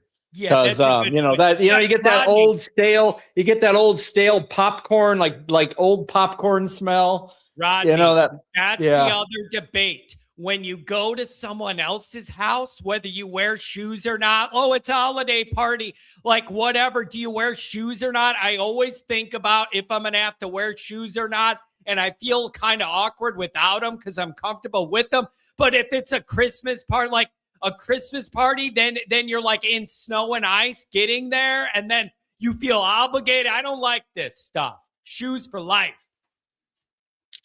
Yeah, I mean, but you're still better off taking off your shoes at a party, especially when there's all the slush outside, and you walk in someone's house and you got the high tops on, and then you see the dirt chunks coming off the shoes as you're walking. Yeah, you got to take those shoes off, but you better have some clean socks. That's the thing. Yeah. All right, you want to talk about? Let's talk about some offensive football, shall we? Okay. Right on. Let's do that. Yeah, John, I'm telling you, I think Pat made a great point on the running back situation. As much as Price and Love are, like you said, man, every time I think it's so funny you put it that way too, about how you're starting to kind of get over it, but you're not completely over it. I still have fantasies in my head of those two running backs making all the difference, scoring the last, fourth quarter rally to come back in some big game to move on to the finals or whatever, to play Indiana for the national title, like Miami and Notre Dame match. I don't know how the brackets would have gone down. I can't remember, but it's just so disappointing that we didn't see that. But having said that, I do agree. If there's one position on offense that should be kind of plug and play, especially if you have a system that works towards that. I mean, this is the way I look at it, John. You got guys that were good for 25, 50-yard runs, right? Now you're going to have a lot of guys that are probably good for 5 to 15-yard runs, but there's going to be more of them, more of that type. I think as a committee, you're going to have a really good group. Like I said, I go back to 93, the last team that kind of reminded me of the one we're about to have, where we were stacked on defense, although I think our linebacker room is better than that one. We were stacked on the line. We had a brand new quarterback coming in. This one, we have a seasoned quarterback. But we had a running back room that was losing Jerome Bettis and Reggie Brooks. That's very similar to losing Price and Love. And we had Lee Becton, who was a good running back, like Aeneas Williams. Not super fast, but a big play guy that wasn't super fast, but made things happen. And he had a great year. And then we had Randy Kinder, who was a freshman phenom coming in, and Robert Farmer, who, they provided some of that spark. And then they had Ray Zellers, who was the fullback. It's good callback on that. That is really, really good callback. It's a very similar running back room, John. So very similar. Rodney, with the offense, then where does your curiosity land? Is it more with the offensive line and what Carr could do with the new receivers and those upcoming tight ends? Then, if you're assuming running back will kind of navigate itself, is that where you're at? Yeah, I do. I think what it is, John, I don't expect this off. I think we're going to be frustrated early in the year. We're going to win, but we're going to be frustrated the offense hasn't taken off yet. And I think it's just going to be, look, he's got chemistry with Faison, but not really with Greathouse, And then the other guys that are there are probably going to get to that point by midseason. And I think we're going to be good enough we're going to be so good on defense. And I know we were, that's kind of where, I'm sorry, we're supposed to talk about defense, not offense. I take that back. So we can get to that right now. If you want. But yeah, offensively, man, I think it's just developing chemistry with receivers. As far as the line goes, where Rudolph has impressed me is he's impressed me so much with what they can do with their depth, with their second and third string guys. But we obviously haven't seen them hit the ball, right out of the gate with the offensive line because there's always been these injuries. So I do agree with Pat on that too. I think Jagasaw is the key. If he's healthy, we're probably that line of 1993. Very similar. If not, we're still good enough because he's proven to get the most out of it. That's where I really give Rudolph a lot of credit. It's just, I don't know if it's something he's doing coaching wise. I don't know if it's something to do with, the workouts and I don't know.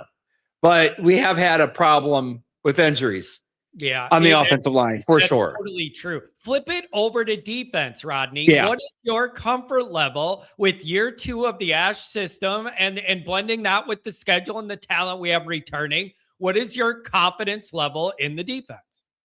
Yeah, and then just last thing on offense real quick, John, just the chemistry with the receivers. Once he gets that, I think that side of the ball is going to get rolling. On to defense, I don't think it's insignificant replacing 3 coaches. I don't think that's insignificant no matter how good they are at their position. I think Charlie Parker's an upgrade, man. I'm sorry. Yeah. I think Al Washington's a fine coach. I think he's a very good coach, obviously a very good recruiter. And maybe he would have maybe we would have seen a better, maybe he would have brought the linebackers in a way that we would have, okay, now we see really what Washington's all about. But now but that aside, Partridge is an upgrade.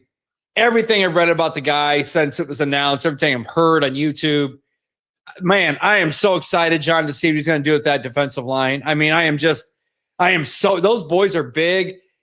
There is no position group that you talk about skyrocketed from a major question mark if they didn't get who they did and they didn't get Onye coming back to now you can make an argument. I still think it's the secondary, but you can make an argument that they're the most talented group on the team. Rodney, I wrote about that this morning, actually, of writing about the defense. And one of my points was, if that defensive line gets a big boost from those portal guys, and then Partridge could get more out of everybody else that was already in the room, you're talking, that should make this defense unbelievable. Could they get more pressure just with the D line, not setting up blitzes to the second and third level? Yes. If you could get more pressure with just what you got and have a healthy rotation of different body types and skill sets, if that defensive line takes a big jump, this defense should be lights out, man. John, it's and obviously that makes the job so much easier for the linebackers and the defensive backs, because now you don't have to hold your guy for 5-6 seconds. You know what I mean? And they're already good at doing that. So it's I'm just really excited, John. I do have faith in Chris Ash. Let's be not disingenuous about this, John. You can't out of one side of your mouth be saying, oh, well, we didn't make the playoffs, so there's his fault. And then the other side of your mouth calling out the committee for being fools and knowing that we should have gotten in. And everybody. No, of course there are things that we should have. That Texas A&M, John, that game, even if they don't score the final touchdown, they shouldn't have. And yes, that puts us in the playoff, and now I'm getting mad all over again thinking about it. And that referee and that horrendously missing. There was actually 2 guys that were held on that play, by the way. That it just makes me so angry, but still they would have given up 33 points. Yeah. At home. I don't remember. At home with a week in between to figure out what with a week in between, John. I think there you go, buddy. That was the most inexcusable aspect of that, is that, you can almost say, okay, that the Malachi Tony touchdown where it went between 3 Notre Dame guys and he somehow made that great catch, and it was just weird that it was, okay, you take that touchdown away, Notre Dame gave about 20 points in that game. Not bad. Yeah. Yes, bad, but maybe it was worse than it looked on the scoreboard, but you get my point. You can almost excuse that one. But that Texas A&M game, man, was just inexcusable. But after that, even the Purdue game, John, they had 2 late touchdowns, if you remember, that the defense gave up. And they were the 2 best passes probably the quarterbacks threw all year against them, with the receivers making great catches and the defensive backs having great coverage. It was weird. Yeah. Really, at the second half of that Purdue game on, they were playing, I would say, borderline lights out, man. They really were. We say it got better midseason. It really got better after game 2. after game 2.5. You know what I mean? After the second quarter. Yeah, second half Purdue, things really started to turn around. Yeah, you're right. Rodney, anything else, buddy? Thanks for popping in. No, man, I can't wait for the blue gold game, dude. It's so good it happened on the 25th, because if it had been 1 week before, I wouldn't have been able to go. So that is just perfect. Can't wait to see everybody there. Pat, I hope you can make it. I know the Derby is important to you, but I hope you can make it. Be nice. We didn't see you last time. So, but that's great, man. 3 tailgates this year. That's awesome. Hey, man, Pete, the crowd wants it, so we're gonna make it happen. So we're gonna be heading for 3. Well, we know you're a man of the people, John. We know you're a man of the people. Irish people. I'm a man of the tailgate lots. Rodney, we'll see you there, buddy. Can't wait. All right, Mr. Kennedy. Can't wait. Can't wait. Jay Anderson, what's going on? Welcome, brother. Johnny, how we doing? I'm doing good, man. We're just we're in the off season here, man. It's a little low period, and it allows you to stretch your legs and really discuss anything you want. Anything you heard that triggered your brain, defense, whatever you want to talk about, man. Well, it's been a few weeks. I think it's actually been a month or so since I called in. It was actually right before the playoff committee bull crap. And ever since then, John, I think even with all the off-season stuff, I don't know about you or anybody else. I've just been pissed off. I mean, pissed constantly about, even with everything ending last year. I'm done talking about 2025 because it boils my blood. So that was it in itself. And then all the off-season drama with losing our coaches. I mean, we replaced them pretty well, I thought. And then, of course, here comes the hype train. Notre Dame 2026 hype train. Now we're the favorites. Now CJ Carr. That should get me excited. But I think it pisses me off even more, John. I'm sick of all the hype. I'm sick of all the favoritism. Oh, we're going to be this, and here's the expectation. You know what? It's time to own it. It's time to step up. It's time to live up to the hype.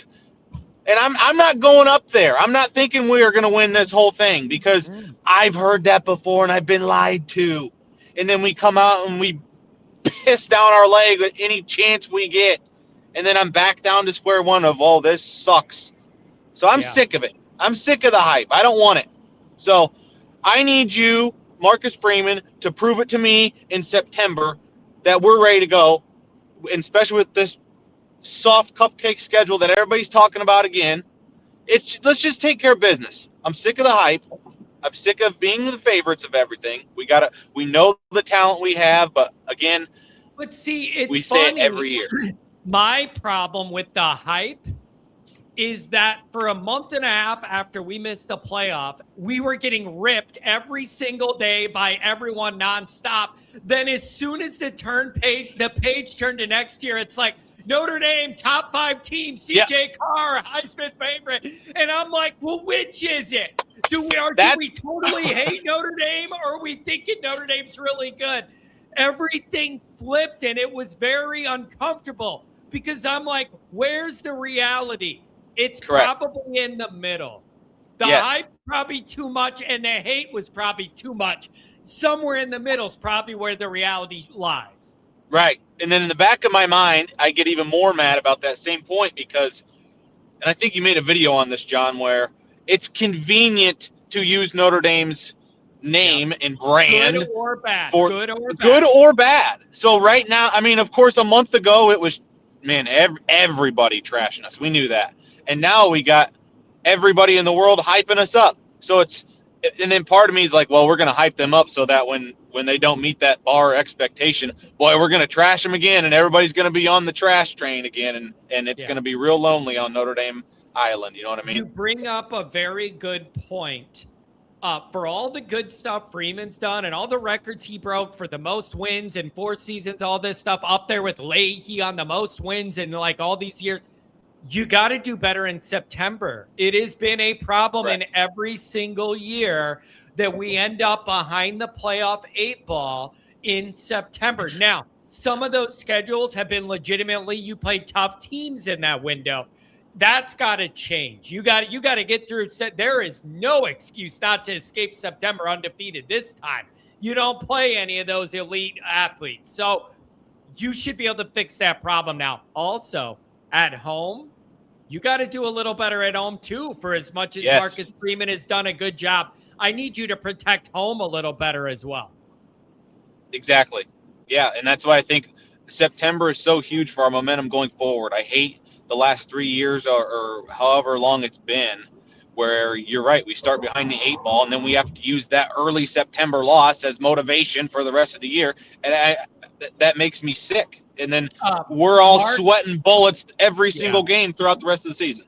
Mark put up a chat. Freeman is 3-5 in weeks 1 and 2. That's tough. You're putting yourself right behind the 8 ball. We got to do a better job with it. And the schedule should make it you should be able to do it with the schedule. Bro, people are worried about you crashing on the road.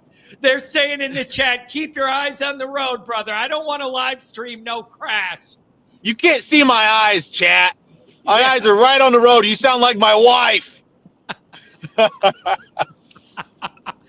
So anyway, where are you at, man? Are you in I forget what region you're at. You going to be able to make it to blue and gold, or what's the deal? Yeah. I live up around South Bend. So yes, I'd love to take my family to blue and gold this year and then go to the tailgate would be ideal. That would be absolutely fantastic. Anything else you wanted to hit on, man? I'm with you, though. There was something to be mad at in every direction. Mad at Notre Dame for going 0-2, mad at the committee, mad at ESPN, mad at all the media, mad at all the regular people taking shots at us. There was reason to be mad at everyone. Just now, I'm starting to calm down enough that I could start to really think about what's coming next and let some of that anger start to dissipate. Right. I'm with you on the anger dissipating, but I'm still not going to jump on the favoritism and all the hype yet, because again, we've lived through it before and I'm just sick of getting let down, so I just want them to prove it to me. That's all. Yeah, that's a really, really fair point. Hey man, I really appreciate you joining. Jump in again whenever you get a chance. And if you're in the region, come to the blue and gold party. It's going to be fun. Yes, sir. I appreciate you having me, John. Have a good day. Drive safe, buddy. Thanks for dropping in. Really appreciate that. Really appreciate that. Ryan Smith, at least Jagasaw's not driving. That's tough, man. That cuts deep, bro. That hurts. It's like funny, but it hurts me deep at the same time, man. That is tough. Mark, good morning. What's going on, buddy? Not a whole lot. I wasn't going to call in, but too late. I'm still hot about that Monday Night Raw, running through the running backs, and I gotta say, you think this is over, Goolsby? It ain't over. Yeah, you're riding the Aeneas train until them wheels fall off, baby. So I don't do hot takes, but I do takes about hot takes, and I know stats are for nerds, but in a game where we're literally measuring the score, the inches, the yards. Clutch time, garbage time, call it what you want, write it down, take a picture. You go back, his Aeneas Williams wheel route catch over the shoulder was poo-pooed. Oh, big deal. I think he said he was going to throw you that route at the tailgate, but never mind that very next play, he had a 15-yard run to get down to the goal line. And at that time in the game, we were losing. The offense hadn't done shit. Clutch moment, big time stage, all of that, season on the line, all of it. You're right. So, and that was 51 yards in 2 plays in a game to get to the national championship. And I want to show you something, because at that time, that was in the 3rd quarter. Aeneas was outgaining Love and Price at that time and at the end of the game. He's got the receipts. So time and place means something. Stats mean something. I don't know what the hell everybody's looking at. How you go from being 3rd string to, Love and Price to now he's 4th or 5th string. Behind who? What are we doing? Yeah. I've been saying this shit since forever. I know I don't know shit about shit, and remains to be seen, but you can only go off of what we can go off of. So you want to have hot takes. It's the off season. Keep having hot takes, but I'm going to go off of what I'm going to go off of. I don't know. I think you present some really strong evidence there, and it's going to be interesting to see how this all shakes out. So I don't know. And I'm going to dig more into the offense Friday because there's a lot of meat on the bone.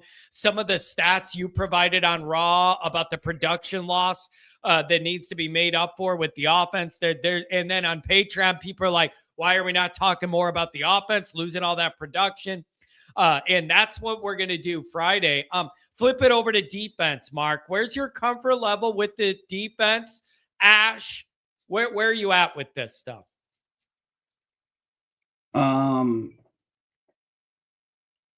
I love Ash. The A&M game aside,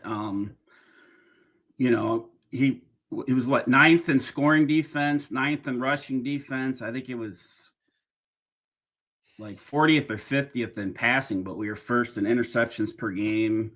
Only 6 teams gave up less touchdowns than Chris Ash. So I think we're going off that big game measurement. Obviously, that carries the most weight, so he gets knocked because of that, and that's understandable. But by and large, I think we've seen enough where that defense has looked legit, has made a ton of plays, despite what it feels like because of the early struggles. But yeah, I mean, obviously, next year it looks like shit. We're all going to say it looks like shit, and I'm the same way with whether it's CJ Carr or Aeneas Williams. If something changes, they look like shit, we're all going to say it. So I mean, you can only go off of what you can go off of. But yeah, I'm optimistic. The defense is freaking loaded. I think he's going to be fine. To me, the schedule has a lot to do with my comfort level because I always think of every game Notre Dame plays going into the game. In my mind, I say, what is the margin of error for Notre Dame in this game? How clean and tight and perfect of a ball game does Notre Dame have to play to win? A&M, Miami, the margin was razor thin. You knew they had athletes. If you messed around, you get beat. I don't think next year's opening schedule provides that type of stress. You should be able to work some things out if you need to. If you don't, it's lights out. But if you do, I have some comfort here that you don't need to play perfect to win early in the year. That makes me feel a little better. Yeah, and I think, with these new additions and whatever they figure out, like if we can get pressure with 4 guys with the rest of this defense, like there's nobody that's going to scare us. So I think we're up and running. Last thing, I'm going to do my men's basketball minute. Okay. We lost again yesterday. I don't know if you saw it. We lost 11 out of the last 12 games. Mm-hmm. We're in last place in the ACC. This guy stinks. He's a bum. I told you before Christmas when I was by the fireplace. I don't know if you remember that. Yeah. And now yesterday it came out, we're going to go play in front of the Pope next year. In front of Pope Leo? I did see that. He might have to this team. He might have to do a blessing or something. Maybe he can absolve our sins of bad basketball or something. So I don't know. That's all I got to say about that. WPP's coming at you with the $10 hour. Mark is a valued contributor and always a gentleman, but he's going to owe me a case of beer after Williams doesn't get even 50 carries. You know what? Season. I don't know how you're going to go from 150 carries the last 2 seasons behind Love and Price to less than 50. Behind who? Yeah. So I don't know. We'll see, but I'm not going to forget about that case of beer. Yeah, it's going to be interesting. We'll see how it works out, man. Anything else, Mark? Thanks for joining us. That's all I got. Shout out to the chat. Shout out to Kent. Shout out to everybody. By the way, I'm gonna give you guys a little tip here. Mark's got something he's been working on, a large-scale construction project. He's got something coming down the line for you guys, so you got to stay tuned for it. It's not done yet, but Mark is seriously putting in some time building a set for an upcoming skit. Yeah, maybe Friday. We'll see what the weather conditions are. I love it. Mark, God bless you, man. Have a good Wednesday, brother. All right. You're the best. See ya. Oh, Mark, I love him. I love him. I love him. $10 holler for WPP. He'll be in the portal by mid-October.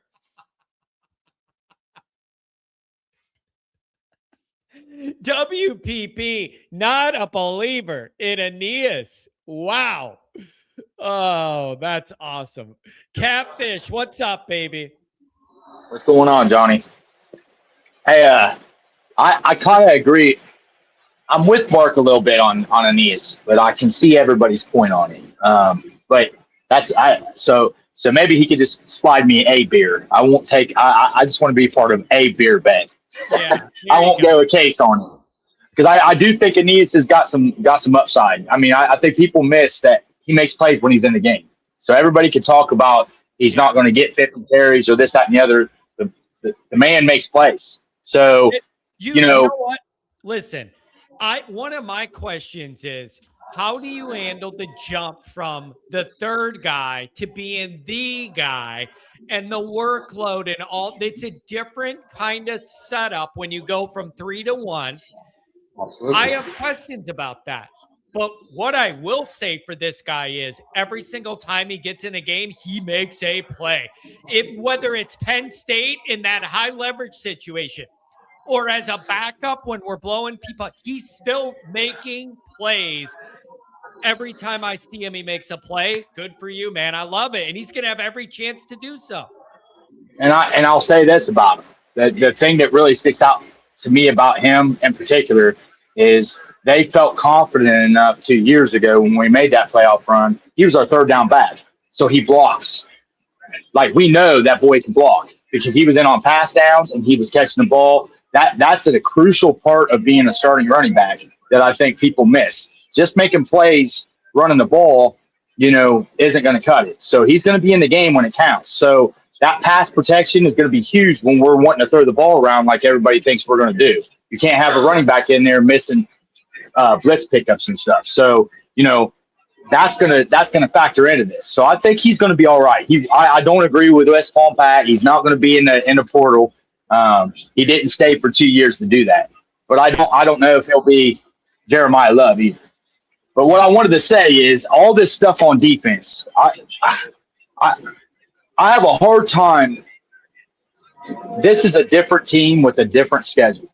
So last year, I truly believe this. If you remember early in the year, there's a lot of scuttlebutt about Mickens and Ash having issues. Okay? If you look at that team the way it was constructed last year, they had 2 guys starting early in the year that didn't eventually they weren't even on the field. I mean, Smith kind of because of injury, he came back. But if you watch the first 2 games, and I watched one of them in person, Hobbs was out of position. And I don't know if Mickens was mad because that was an ass decision. I would let's put the more experienced player in there because the 2 guys that played the majority of the year were 2 freshmen, one being a redshirt freshman and one being a true freshman, which was Golden and Tay. When Tay and Golden got in the lineup, they were a different defense. And that was around game 3. That was around Purdue. That's when our defense started changing a little bit. And also, this year, our defensive line should be better. So I'm going to go with talent evaluation, the portal being a big one, because when number 7 and number 0 weren't in the game, one of them because of injury and one of them because he couldn't cover, air. I mean, I'm sorry, that dude could hit, but when they put Tay on the back end, he was all over the field making interceptions and making stuff happen. So the talent evaluation, I don't know if it was like they were scared because they were playing two offenses that were supposed to be high end. So they're like, let's go with the transfer portal experience over Tay because he's young. Like, but you watch that Texas A&M game, and I'm telling you right now, every one of those third down plays, that slot receiver, Hobbs was trailing. I was like, dude, he's 10 yards behind the guy every third down, whether he got the ball or not. He's just not a slot corner. And I was like, so the thing that really bothered me about that was when Smith was injured, dude was sitting there leaving our defense every game. He was a game time decision. So the defense, if they would have had a better prepared defense going into the year to have somebody to back up Smith, they would have been ready for those two games. But they had Hobbs as that guy, and I don't think he was ready. So I think that was a coaching blunder, whether Mickens, Ash, whatever.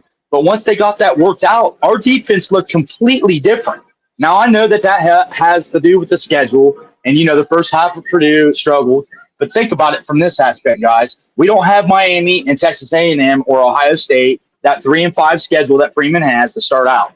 We have 2 to 3 winnable games. I mean, really winnable games. And they can work out. They have the room to work out these kinks that they didn't have last year. If you remember 2 years ago, let's rewind to that, the offense had the same issues. The offense we weren't moving the ball. Later in the year, they ran through that playoffs because they knew what their identity was. They were running the ball, and they were who they were. But early in the year, they couldn't move the ball against Northern Illinois. So it's the same thing with the defense. So this team is built different because we're senior led. And last year, here, let's go another aspect, layers on this. We were thin in the front line. The linebackers, for the most part, we had lost Jack Kaiser, the leader of the linebackers. So they were learning that. The back end was learning with new guys, whether it be transfer or whatever.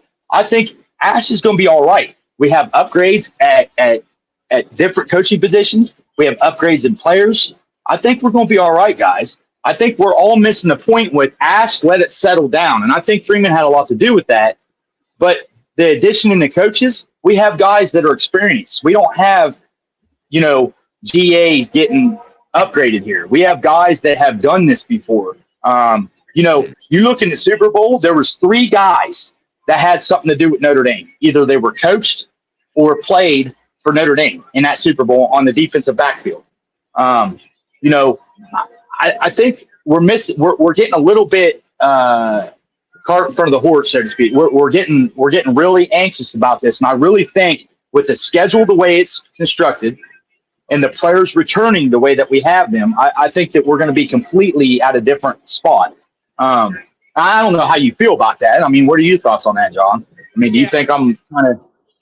To me, the blend of the roster and the schedule gives me so much more comfort entering this year than the last couple. You're not in we all talk about college football, the shortest regular season, every game means so much, all of that. And the last couple of years, your back's against the wall right away. Weeks 1 and 2, you're back.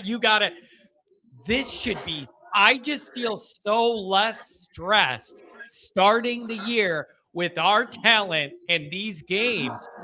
If you do it right. Oh, look at that. Catfish, get in here. We need you now. I know, we're good. You got a runway here to be able to really work out any kinks personnel-wise or anything while you're winning, collecting wins. And here's the other part of it. You gain confidence and momentum. Even if you're playing not great teams, you start out 3-0, 4-0, 5-0 heading to BYU. How do you measure the confidence you have as a team that you are winning those games undefeated? Like, that's a luxury we have not had. Like, I just think this sets up for a big year. We have experience in positions that are crucial. For instance, our offensive line last year was really young. We had some experience, okay? We have some new guys, but, the quarterback, He's experienced. We don't have to replace a quarterback. The defensive backfield, we have an experienced defensive backfield. And even with the guys coming in, our linebackers are all going to be multiple year starters or players. The defensive line is, so you could say what, receiver at one of the positions, because you have Faison and Greyhouse coming back. So, and regardless of whether we like it or not, Aeneas Williams has experience. He's been on the field in big moments and big games. We need that. Whether or not he's Jeremiah Love or Jadarian Price doesn't really matter. Like, we just need him to be a steady presence there. And we can bring in these younger guys or Keedron Young. These guys can come in the game and do that. Defensively, I think Ash has got to basically go back to the way he did the rest of the year. Once they settle down, and I don't think it's a mistake. If you heard the scuttlebutt, which I'm sure you did, from Goolsby probably heard it too, Mickens and Ash had some, it was a heated exchange. I do not think that was just it had to be around that first 2-game spot. It was early in the year, and it was probably there was a difference of opinion on who should play or who shouldn't play, because there was they just looked lost back there. The whole team they weren't playing together. It was a completely different defense. You had Moore was dinged up in the Texas A&M game, so he didn't even play at 100%. It's completely different, guys, and I respect everybody's opinion about it, and I understand our angst because we're used to the other shoe dropping. Let's be honest, and it's not something. So I'm more looking at, you're going to have some attrition or some hurdles. We know we're going to have injuries somewhere. So my concern is, we could focus on not having a backup quarterback. My thing is how well does Denbrock prepare the second string quarterback? Because you aren't going to have 2 starting quarterbacks. How well is the second string slot corner going to look? It can't look like last year, I'll tell you that. We got to have somebody that can come in and at least do enough jobs where they're not 10 yards behind the receiver every third down. That can't happen. Stroman out of place on every pass down. He made every tackle downhill, but everything behind his head, he couldn't cover. So it's okay, here's the other part of this. I think I brought this up Monday night on Raw as well. Does anybody really think that if Freeman didn't trust Ash and thought he did a bad job and it screwed the whole year and didn't improve, that he would bring him back a second year and sign up for that adventure again? 100%. Some of this is you got to default to trust Marcus Freeman that he believes things got cleaned up and they're in a good spot. Otherwise, there's no way he would let the guy come back. So there has to be some default belief in what Freeman is seeing behind the scenes or on the scene, that there's got to be some belief in that as well. Yeah, and not even that, the guys he brought in, if you look at just the short 4-year period, Freeman's coaching tree, we got to have trust, because Denbrock, he's a great coach. He brought him in. He has had some home run grand slam hires. He's had some, I don't know about that hires.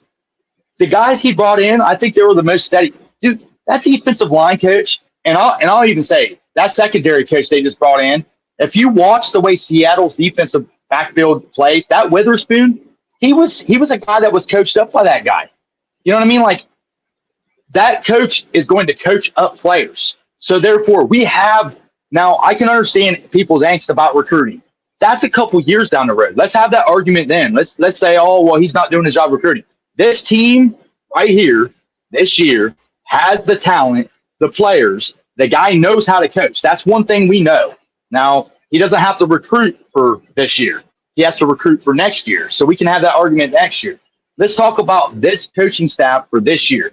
If you put that defensive line coach and that secondary coach, and you said you had to replace Mickens and Washington, I'd take them probably 10 of 10 times. They're both great coaches. So Ash, I think he's coached with them before. I think that it's going to go pretty smooth. I think we're going to have a lot smoother ride to start the year, and I think that that's where you're going to see the rubber meet the road as far as our ascension. And I think that that's what everybody who's jumping on Notre Dame's jockstrap about how good we're going to be, they see that schedule. Usually we play one of these Alabama's, Ohio State's, or something. We don't play them this year. So everybody wants to jump on the bandwagon before the year because they know either if we do slip, they can jump on us like they want to. And then secondly, if we do win out like we're supposed to, they can say they were there first. So it's completely different. I just think that, taking a step back and realizing that is going to be a crucial thing for us. And as far as this year goes, it starts right now, guys, with our team in the offseason and the coaching staff getting this team ready. Because injuries matter, Jagasol coming back, dude, that's going to be a huge one. They said that everybody's talking about Quincy Porter. Somebody brought that up today, the Ohio State receivers. Quincy Porter has an injury. How do we know how he's going to be? We don't even know if he's going to be ready in the spring or not. So it's like we got to see how this team kind of comes together. But the thing is, we have talent and we have the coaching. We have it. So that's just my take on it. But, I know it was a little bit long. We talked about it in depth. But, I mean, I really, truly believe this team is completely different as far as that goes. I love Nick. That's good stuff, Kat. I like it. Yeah, I like it. And then Friday, I'm going to get into some more of the offensive stuff, the way I'm thinking about it, and we'll debate some of that. Catfish, I love it, man. Thanks a lot, brother. I appreciate you. Have a good day out there. You as well, man. Be safe. I love you guys. See ya. Have a good one, man. Well, God, I love that guy. Terrence, and then the birthday boy, and we'll wrap it up. Terrence, what's going on? Renee, you're coming up. What's up, bro? Man, what's going on, John, man? I'm just worrying about Notre Dame. Just another Wednesday in February. I'm worried about Notre Dame. I'm playing it in my mind, what it could all look like. Where are you at on this discussion? Man, I'm where I've been the last month or so, man. Like, man, I looked at their schedule, man. I'm hoping, man, I'm right, but man, I just can't see them lose unless Marcus Freeman has a Marcus Freeman type month, man. I don't see them losing in September, but man, I'd rather catch them in September than catch them in October, November when they're rolling. Man, I just okay. So then I'll ask you my poll question. What is your belief in the Chris Ash defense, man? Are you over the 0-2 start? Do you think that's water under the bridge? Look at the talent. They're coming back. Look at the schedule. Are you a believer? No. No. Man, look, like I said last year, man, after the first two losses, man, you got your DBs are equipped to play man on man. He needs to go 70% man and probably 30% zone, man, maybe 80% man and 20% zone. And I think, man, he put all the guys he wanted to put in place just to do zone, just to go zone, man, just to do zone defense, man. And that's that, Terrence. That's the thing. Somebody put that in the chat earlier. Is like Freeman is the one who made a decision that he wanted to be a little more zone and he wanted to do more of that, and that's a Freeman thing that he wanted to explore. Whatever. It's like, well, fine, but like you can't do it to the extent where you can't do any defense at all. Like you wanted to do it, but when you tried, it didn't go well. Yeah, don't mess your defense up, man. It hurts your players they've been used for the last few years running man, and then you turn around and turn them into a zone defense and they like lost. So and, okay. So then are you not a believer in the 10-0 run to finish the year because it was against lower level talent? Like, so that wasn't enough to make you kind of turn. You got to see it against another elite roster to get down on that. Is that where you're at? No, I believe in the last 10 wins, man, because the defense changed. It was a totally different defense from the first 2 weeks. I think, man, look, if we could get to Miami, if we can get to BYU undefeated, man, I don't think we lose a game. If we have a subpar September, I mean, I think our season is over, before it gets started. Let's just hope and pray that we get through September. That's all we got to get through is September, man. I think once you get through September, they rolling, man. And you don't have one or two of those mega matchups early in the year against top talent. If they don't get through September undefeated, something really catastrophic has happened. Yeah. Like injury or anything, man, and hopefully it won't be the CJ Carr, man. We need CJ Carr to be upright throughout the entire season, man. And, we don't need no injuries there, man. Yeah, it's yeah, you're absolutely right about that. If we could get some better health, especially along the offensive line, they'd go a long way. The one thing I do want to mention with this defense is, man, you are going to miss KVA. Like, he is one of the best players in America. I still love the Notre Dame defense, but man, that hurts. And the timing of it and when you're going to get him back, that does hurt, but I still think they're going to be really good. Yeah, I think Ferramo gonna be really good too, man. Yeah. Let's get him in there. What's his name, man? Maybe he'll help with the loss of KVA early in the season. Maybe he could do some things that KVA did, but I doubt it, man. All the KVA is like a one of a kind on this defense. He could do it all. I mean, rush the passer, he could play the pass, he can stop the run, he could do it all, man. But let's see, man. I just want to get through September. That's the first thing first, man, is getting through September undefeated and basically getting to BYU undefeated, man. Yeah, that's my thought too. Yeah, there's no reason at all you shouldn't be ready to go to Provo undefeated, flying high, ton of confidence. There's no reason. Like, this needs to all set up. It just needs to be. And one thing about BYU, man, we saw the losses to Texas Tech. It wasn't that they wasn't on Texas Tech level. It was just a speed difference, man. And Notre Dame has just as much, if not more, speed than what especially on the defensive side of the ball, is more than Texas Tech, man. We seen Texas Tech when they went up against another team that had elite speed like they had, they get blown out, they get beat up on in the playoffs. So,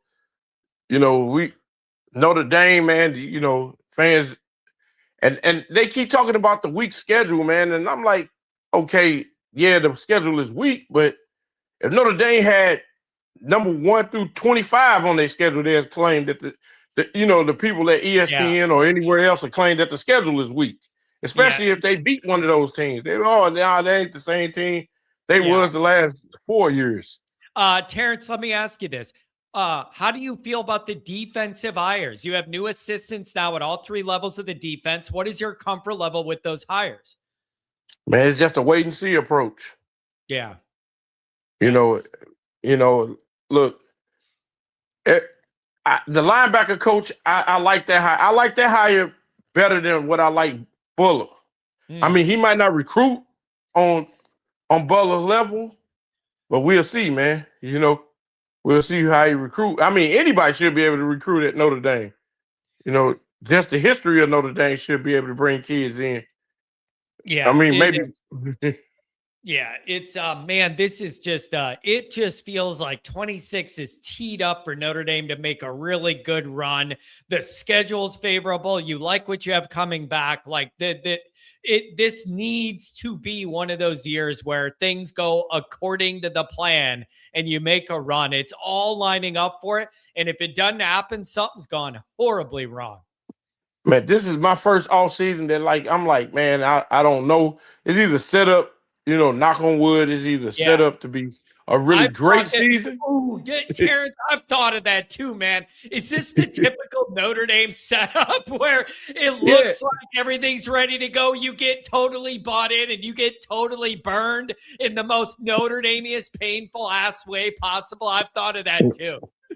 Man, it's either set up to be 12-0 or set up to be 9-3, 8-4, with one early loss or whatever. It all depends, man. You know what I'm saying? This is the year for Marcus Freeman to show that, hey, we're gonna bring that national championship back to South Bend.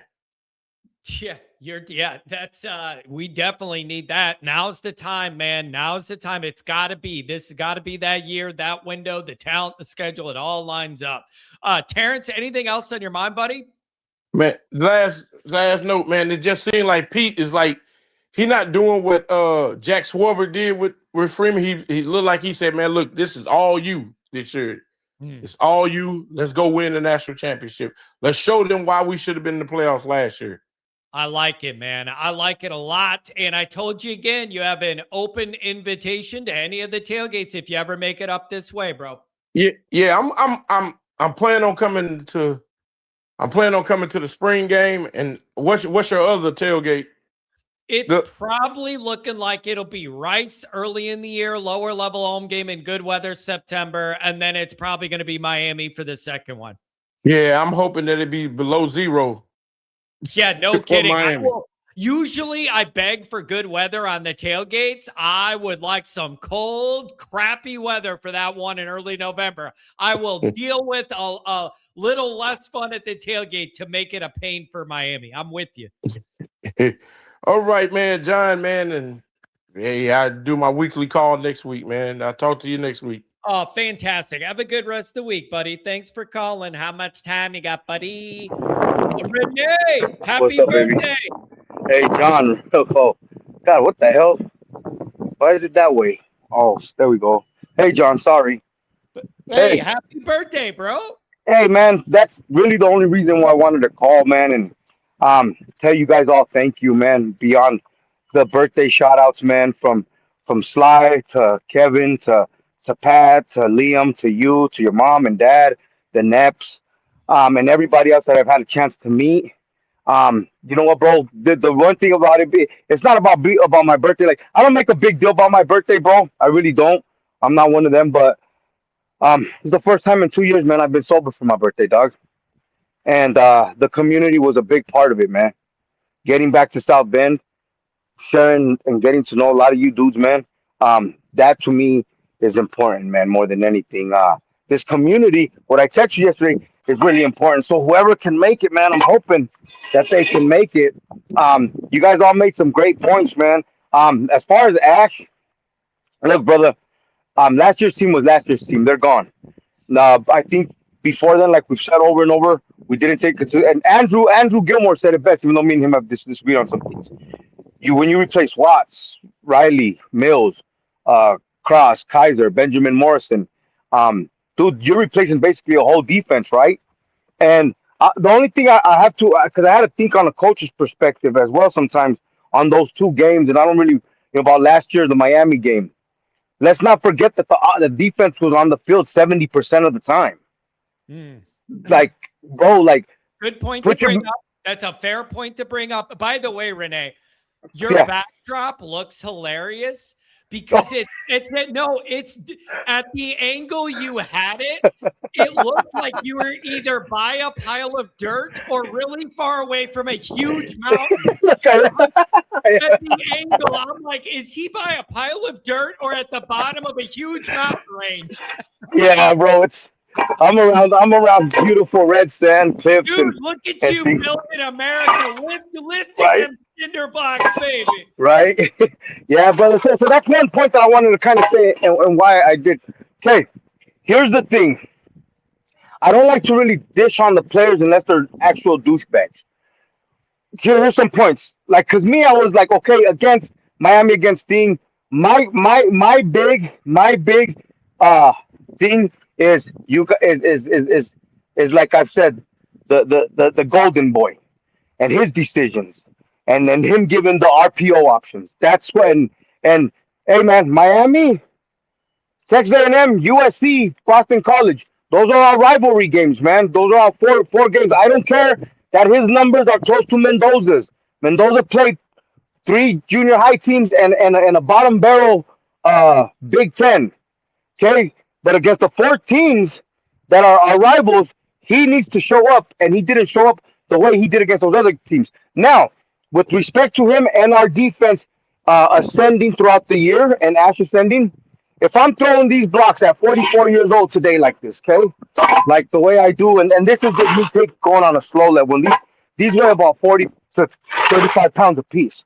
Now think about them young athletes and what they're being fed and the science that goes behind. I've been to the Notre Dame Strength and Conditioning Clinic, and it's too much science for me, bro. Hey, I'm a Rocky style. Get that Paula block and move it over there. Get that Paula side and throw it over there, and watch. You're gonna see that old farmer, that old pickaxe strength come out, right? But the reason I say that, these boys, you see them train like the kids that I live with in the small town I'm from. I mean, they're built. They're like, man, they're getting it. They're getting those things, and they're getting the 70s, and they're doing Romanian deadlifts, and they're pushing the sled, and they're, you know what I mean, they're getting it right. So if the coaching is there from the strength to the head of the snake to the position coaches, like, damn, dude, these dudes are getting it. You can't take away from the players. Now, what the thing is the coaching not there? Obviously, Signetti's the perfect example of him taking a page out of people's playbooks and taking the worst team in Division I history and taking them to the pinnacle of college football. Okay, okay. So, and then let's also remember, and why kind of Chris, I thought about Ash. I'm thinking, okay, our defense against the two games we had won was on the field 80%, 70-80%. That gets a boy tired. It gets a young man tired who's been putting it in, who's been flying across the country, who goes into a different climate. Okay, so let's take that into consideration. Well, I'm just kind of playing the advocate here. Second, um, uh, if our talent that we weren't playing against wasn't that good, or our schedule, why did the third place ACC team, because that's what they were, that's a fact. It's a court of law. It's the fact. In the court of law, third place ACC team almost win the national title. And we play 40% of our schedule is in the ACC teams. So you can't really say that we have a weak schedule. These universities just have bad coaching, or maybe not the best coachings in certain places where you need them. Now, obviously, Charlie Partridge has shown in his throughout his track record. Marcus said it best. I go by reputation and not interviews, because numbers, numbers, or you know what I mean, says things can don't look good. He goes by reputation, not interviews. And so, I can't tell you what I have about Ash, bro. I can't tell you really. I can just point out the facts of what we've seen, and go off of what we kind of know as far as like the ACC and the talent that really is there. Maybe the coaching. Remember the ACC prior NIL, the ACC prior NIL, the only conference to give the LCC a run for their money. Remember, the only one. The Big Ten didn't do it. They did it once with Carlisle Jones and them one time, and with Urban Meyer. Then he retired. But the ACC was the only conference to give the SEC trash a run for their money, with Dabo doing it twice and Bimbo Fisher doing it twice. So you can't really talk about our schedule being that weak, man. You know what I'm saying?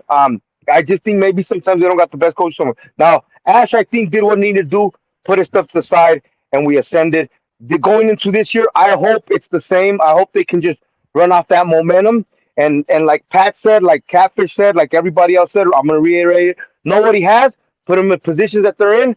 And remember, Partridge has, like, bro, I can throw these blocks like this because I got 20 years on these young dudes. Yeah. And even sometimes I'm with this new company, I've been with them a year. They're like, hey, bro, you got to slow down. And it's like, bro, I got 20 years on you. I can grab them and do it. So, like, same with Partridge. He has 20 years on Coach Washington. And so I'm excited to see what he can do. Bro, I can't tell you, like, yeah, it's going to be great, but I'm excited to see what these seasoned coaches can do, and to stay on your topic, and to hurry up and let you get at it. Hurry up and let you get out of here. Go ahead. I love that. And dude, I got to tell you, man, you're a special part of this community. People love that you're so involved, and all the connections, everybody helping each other. And like, just, dude, you're a special guy. I hope you know that on your birthday, man. We all think a lot of you around here. Well, brother, I only called in just to tell you guys, man, that my best gift today has been the community, man, and waking up like that, man, and enjoying it with you guys, man. Of course, my family and stuff, but other than that, you guys, man, I love you, Johnny, man. I love you. It's going to be a good season. Like I said, great day to be a Notre Dame fan. This experience is going to show, man, with these coaches. I know it is, brother, and we'll just go on from what's next. Hey, man, what is it? We're about, 10 weeks away, man, from Tailgate.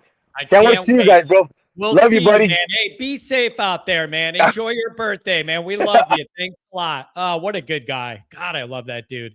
Such a hard worker, man. Genuine as the day is long, too. We're going to end with this. Long, good show today. I always wonder, John, how did your parents handle you listening to Doggy Style and NWA back in the 90s? Here's the answer. I am certain there was some concern when like 17-year-old Johnny is bumping death row records, quite frankly. Like all of it. The Snoop stuff, the whole, I love Death Row. The whole thing, man. DJ Quick, like underrated Death Row member, by the way, DJ Quick.